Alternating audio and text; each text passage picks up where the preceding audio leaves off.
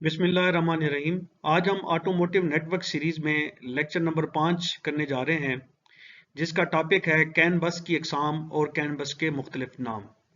इस लेक्चर में हम कैन बस की अक़साम को डिस्कस करेंगे और इसके मुख्तलिफ नामों को जानेंगे, जो कि मुख्तलिफ कार मैन्युफैक्चरर्स अपनी रिपेयर मैनुअल्स में इस्तेमाल करते हैं। इंशाअल्लाह इन मालूमात को जानने से नेटवर्क के फॉल्ट डायग्नोसिस में काफ़ी आसानी होगी। ऑटोमोटिव नेटवर्क्स पे पिछले तमाम लेक्चर्स के लिंक्स वीडियो के नीचे डिस्क्रिप्शन में मौजूद हैं और इसके साथ आप हैशटैग ऑटोमोटिव नेटवर्क्स कोर्स को यूट्यूब पे सर्च कर सकते हैं। कंट्रोलर एरिया नेटवर्क या कैन बस की अक़साम। वक्त के साथ साथ गाड़ियों के सिस्टम कम्प्लेक्स होते जा रहे हैं, इसीलिए नेटवर्क की स्पीड और रिलायबिलिटी बहुत अहमियत इख्तियार कर गई है। गाड़ियों की कम्प्लेक्सिटी की वजह से कैन बस में कुछ तब्दीलियों के साथ इम्प्रूवमेंट की गई, जिससे इसकी मुख्तलिफ अक़साम ने जन्म लिया। इन अक़साम में मेन फ़र्क नेटवर्क की स्पीड का है। इसके अलावा कुछ फ़र्क है, मसलन signal voltage level, message structure वगैरह। कंट्रोलर एरिया नेटवर्क या कैन बस नेटवर्क की अक़साम में जनरली दो किस्में आती हैं, जिसमें एक लो स्पीड कैन बस है और दूसरी हाई स्पीड कैन बस है। हाई स्पीड कैन बस की ही एक और एक्सटेंशन है या इम्प्रूवमेंट है, जिसको हम कैन एफडी या कैन फ्लेक्सिबल डाटा रेट कहते हैं। इसको हमने अलहदा किस्म के तौर पे इस्तेमाल किया है। हाउएवर ये हाई स्पीड कैन बस की ही एक्सटेंशन है, लेकिन इसकी स्पीड हाई स्पीड कैन बस से काफ़ी ज़्यादा है। वो अप टू 1 Mbps तक जा सकती है और ये up to 8 Mbps communication speed तक जा सकती है।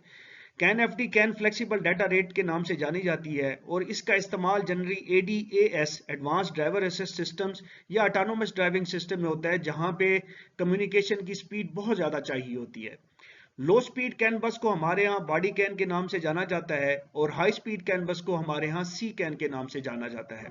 लो स्पीड कैन बस 5 kbps से लेके 125 kbps की स्पीड अचीव कर सकते हैं कम्युनिकेशन के लिए, और हाई स्पीड कैन बस 125 kbps से लेके 1 Mbps तक स्पीड अचीव कर सकती है। और इनका जो ISO नंबर है वो है 1189-2 हाई स्पीड कैन बस के लिए और ISO 11898-3 लो स्पीड कैन बस के लिए।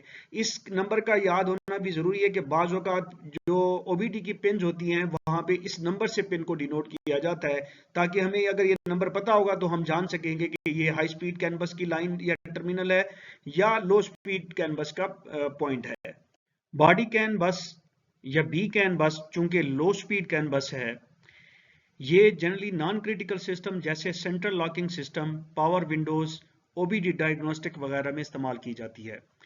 इस बस में पैरेलल या स्टार वायरिंग टोपोलॉजी इस्तेमाल की जाती है और इसके वोल्टेज लेवल्स कैन हाई में 0 से 4 या 5 वोल्ट के करीब पे और पुल अप करते हैं, और कैन लो पे 5 वोल्ट से 0 या 1 वोल्ट के करीब पुल डाउन करते हैं। मल्टीमीटर से कैन लो पे 5 वोल्ट के करीब मिलते हैं और कैन हाई पे 0 वोल्ट के करीब मिलते हैं। इस बस में बस टर्मिनेटिंग रेजिस्टेंस नहीं होती, बल्कि हर मॉड्यूल के अंदर दोनों वायर्स पे रेजिस्टेंस होती हैं। इस बस की अगर किसी एक वायर में फॉल्ट आ जाए तो भी बस दूसरी वायर पे कम्युनिकेट करती रहती है। इसीलिए इस लो स्पीड बस को फॉल्ट टॉलरेंट बस भी कहते हैं। सी कैन बस चूंकि हाई स्पीड बस है, ये जनरली क्रिटिकल सिस्टम जैसे इंजन कंट्रोल, TCM, ABS वगैरह में इस्तेमाल की जाती है। इस बस में पैरेलल या स्टार और सीरीज दो तरह की वायरिंग टोपोलॉजी इस्तेमाल की जाती है और इसके वोल्टेज लेवल्स कैन हाई में 2.5 से 3.5 वोल्ट के करीब पे पुल अप करते हैं और कैन लो पे 2.5 वोल्ट से 1.5 वोल्ट के करीब पुल डाउन करते हैं। मल्टीमीटर से कैन लो पे 2.4 वोल्ट के करीब मिलते हैं और कैन हाई वायर पे 2.6 वोल्ट के करीब मिलते हैं। इस बस में बस के दोनों सिरों पर बस टर्मिनेटिंग रेजिस्टेंस होते हैं, जो कि आपस में पैरेलल होते हैं, और बस की टोटल रेजिस्टेंस 60 ओम होती है। इस बस की अगर किसी एक वायर में फॉल्ट आ जाए तो बस कम्युनिकेट नहीं कर सकती।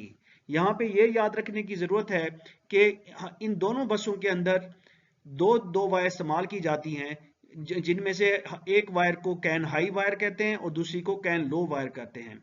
कैन हाई वायर को हाई स्पीड कैन बस से कंफ्यूज नहीं करना चाहिए, इसी तरह से कैन लो वायर को लो स्पीड कैन बस के साथ कंफ्यूज नहीं करना चाहिए। ऑटोमोटिव इंडस्ट्री में मुख्तलिफ मैन्युफैक्चरर कैन बस को मुख्तलिफ नामों से पुकारते हैं या उनको अपने मैनुअल में मुख्तलिफ नामों से उनके नाम मेंशन करते हैं, जिसकी वजह से बहुत सारे टेक्नीशियन भाइयों को कन्फ्यूजन होती है। हाउएवर कैन बस में जो दो प्राइमरी हमने किस्में डिस्कस की हैं, एक कैन हाई स्पीड कैन बस और दूसरी लो स्पीड कैन बस, यही कैन बस होती हैं और यही स्ट्रक्चर ही एम्प्लॉय होता है।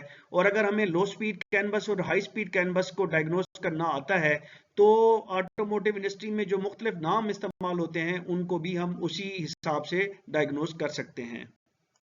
लो स्पीड कैन बस में तकरीबन तमाम मैन्युफैक्चरर्स या तो लो स्पीड कैन लिखते हैं या फिर बॉडी या बी कैन लिखते हैं। हाउएवर कुछ मैन्युफैक्चरर उसको अपनी कंपनी के नाम से भी कैन लिखते हैं, जबकि हम इनको आसानी से पहचान सकते हैं। अगर हमें इनके वोल्टेज लेवल्स का अंदाजा हो तो हम इन बसों को भी इजीली पहचान सकते हैं और फिर अकॉर्डिंगली डायग्नोस कर सकते हैं।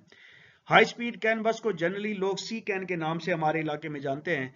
ताहम जो टोयोटा है वो हाई स्पीड कैन बस के लिए मल्टीप्लेक्स कम्युनिकेशन सिस्टम का नाम इस्तेमाल करता है, और होंडा हमारे यहाँ एफ कैन या फास्ट कैन के नाम से कैन बस को जानता है या मेंशन करता है। और यहाँ पे ये भी याद रखें कि बहुत सारे जो मैन्युफैक्चरर हैं वो एक ही गाड़ी के अंदर हाई स्पीड कैन बस की एक से ज्यादा नेटवर्क भी इस्तेमाल कर सकते हैं, यानी कि एक नेटवर्क के साथ उन्होंने कुछ ईसीयू लगा दिए और दूसरे हाई स्पीड कैन बस के साथ और मुख्तलिफ ईसीयूज लगा दिए। तो इस तरह से फास्ट कैन या एफ कैन या हाई स्पीड कैन या सी कैन एक ही गाड़ी में अलग-अलग नेटवर्क हो सकते हैं और उनके डायग्नोसिस, उनको अप्रोच करने के लिए भी हमें अलग रास्ते से जाना पड़ सकता है। Nissan LAN CAN high speed या सी कैन को लैन कैन के नाम से जानता है और फोर्ड में एचएस कैन के नाम से इसको मेंशन करता है। जीएम की जो गाड़ियां हैं उनमें जीएम लेन के नाम से हाई स्पीड को और जीएम लेन के हिसाब से नाम से लो स्पीड कैन बस को भी मेंशन किया जाता है। क्रेसल जो गाड़ी यूरोप में इस्तेमाल होती है उसमें कैन सी या आईएचएस के नाम से कैन बस को जाना जाता है। आई थैंक यू ऑल। अस्सलाम वालेकुम।